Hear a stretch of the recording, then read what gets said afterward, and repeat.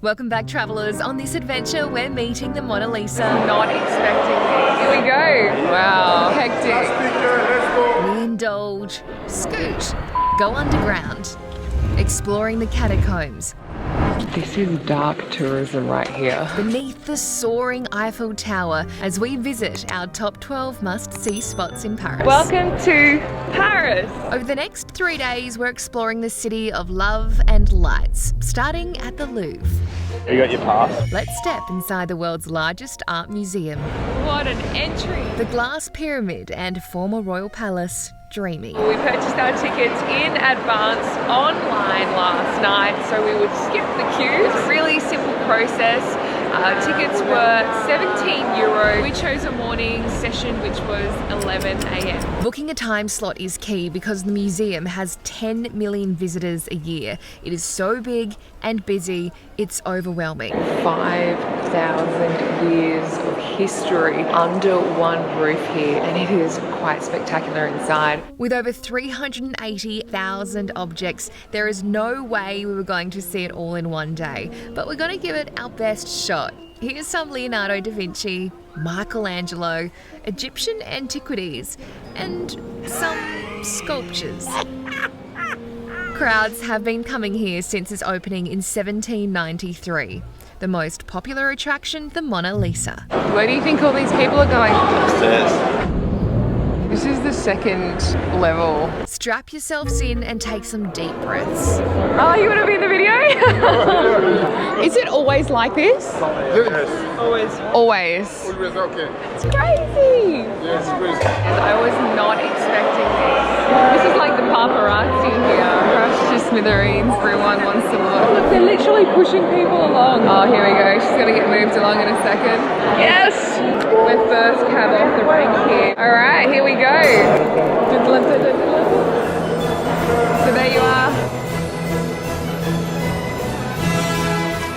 That was the best 30 seconds of our trip, John. Wow. Hectic. Quick. 3.5 hours later. This is the token photo that you have to do when you come to Paris. Oh, you're so bad. What is this? Oh. There we go. You put your head down a little bit. Down. Good enough. Perfect. Thanks, babe. We've come to realise in Paris that public transport is about as slow as walking, so we have picked up some lime scooters. How do you do it again? En route to the Notre Dame, embrace the bumps. Careful that. Oh, this is a pretty cool way to see the city, huh? 12-minute ride, 1.4 Ks, $3.40 each. Pretty pricey, but that was heaps of fun. Our €7 scooter adventure got us close to the Notre Dame. 850 years old, the medieval Catholic cathedral still stands. The heartbreaking moment as the spire of Notre Dame topples into the flames. France's president has promised to rebuild Notre Dame within 5 years. For now, barriers block the entrance and works are underway, so this is the closest we'll get. Before taking a stroll up the Seine River at sunset to finish the day, because tomorrow we're getting fat. Got one of these and one of these. When in Paris, indulge. Cakes, croissants and baguettes, the works. How much was it? $30. Wonderful. Thank you. Bye. Bye. All right. That was the best dessert ever. Rather than work it off, scoot. So slow.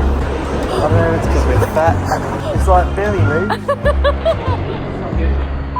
Do you reckon this is highly illegal? No, I think it's perfectly legal. This next stop is about to send a shiver up our spines. We're going underground for a bone-chilling experience. This is dark tourism right here. Tickets are €14 each. Beneath the city streets, 5 stories down, past the metro train tunnels, lie the Catacombs of Paris. This is where we're going. It's eerie. As soon as you descend, the temperature drops to 14 degrees Celsius. Oh my gosh. Oh my God, there are so many. 6 million human remains are down here. Oh, I got shivers, hey. Gives me shivers being in here. Got the creeps. So why there's so many bones down here and where did they come from?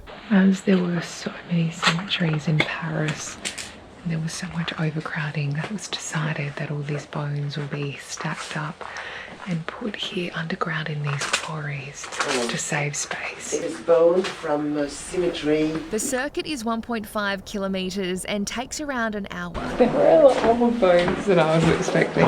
Yeah, I know, there was about 30 or 40, maybe 50 more than I thought there'd be. That was a bit of an experience. You like it? Yeah, it's different. Thank you. I really wanted to find a thrift shop in Paris and we ended up here. Meet LOM. So you are welcome, come with me. John made a new friend as I thrift shopped back there. I can present you this machine, who's make some coconut ice cream. It's very good stuff. Hey, look inside. Ice coconut. Oh, it's pretty good. This is association who's make this cake to have some a little money. This is our action every day. Bring some people around the world. Shout out to Australia. This is also so creative.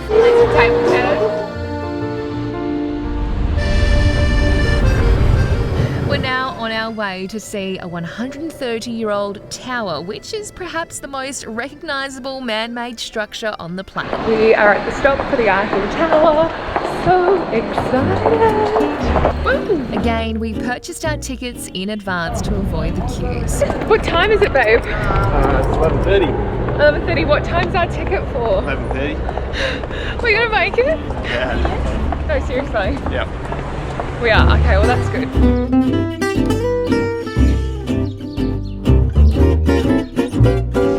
So we're just going through checkpoint 2. Just went through security. And here in the gardens, it seems that you're able to access it for free. So if you're on a budget, this is the closest you can get without paying a fee. Oh my gosh, it's so cool. We opted for the stairs rather than the elevator. Mercy. Oh my gosh. How many stairs have we got to go, babe? 328 steps to the first level and 1,665 to the top. Along the way, science helped us gain an appreciation of the build. It has 2.5 million rivets and is made up of around 60 tons of paint. So while we're up on the second floor, I'll tell you a little bit about the Eiffel Tower. So it was actually built in 1889 by Gustav Eiffel. Parisians actually held a competition and this was the winning design. Initially, the locals didn't like the building. In fact, they despised it. They said it was an eyesore, but today it's a timeless piece. And as you can see, there are so many visitors. Since it was erected, there's been almost 250 million visitors walk up this structure. This is the view from level 1 and level 2. Back on the other side, 1 and 2. Half an hour away, you'll reach a row of green trees lining a popular shopping strip featuring high-end designer brands to the affordable Zara. At the end of the street is one of the most famous monuments in Paris. I'm really struggling to speak in the French accent, so I'm just going to let John say their names. That's the Arc de Triomphe. Arc de Triomphe. Arc de Triomphe. Champs-Élysées? Champs-Élysées. Yeah, I said it! John pointed out this roundabout. It is so crazy. Just waiting to see an accident happen before our eyes. Oh, avoided that car. I just... oh. Despite the insane traffic, people stood in the middle of the road for the perfect picture. That is very dangerous. With so many tourists around, drivers didn't seem fazed, so John and I just risked our lives and we got a cool photo at the very end. Change lenses in the middle of the road.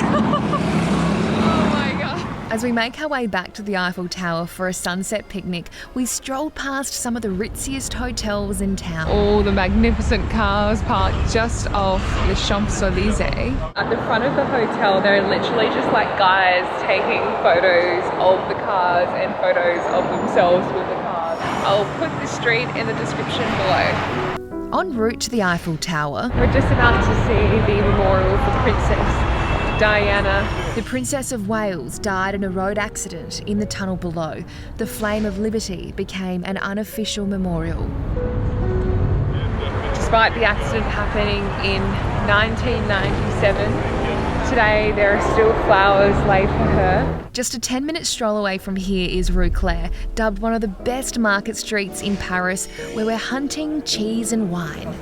Because we're going to take it over to have a little picnic at the front of the Eiffel Tower. It's just a few minutes walk away, a busy spot bustling with people.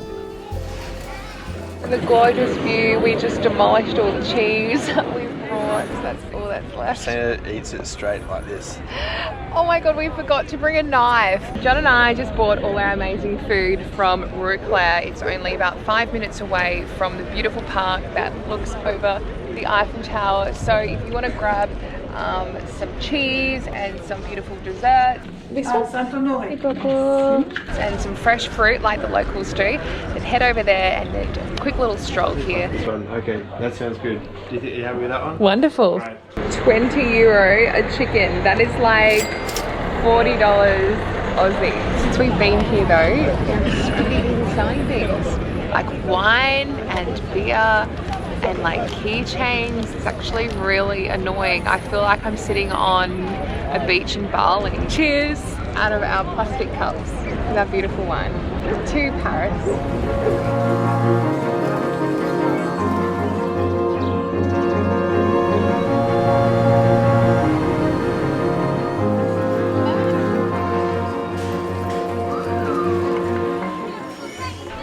Somewhere to have an awesome picnic after, of course, the front of the Eiffel Tower here at Luxembourg Gardens. I think I called it Luxembourg. It's Luxembourg. It is gorgeous. And there are so many people out and about. It's a Saturday. We stayed at the 3-star Fred Hotel, paying around $220 a night, which included breakfast. Not bad for Paris for early September. But before leaving for the Netherlands, we took a last glimpse. And then we were off to the airport. Cannabis starter kit. That's so cool. So if you liked this video, make sure you give it a big like and subscribe and join us for our next adventure if we make it.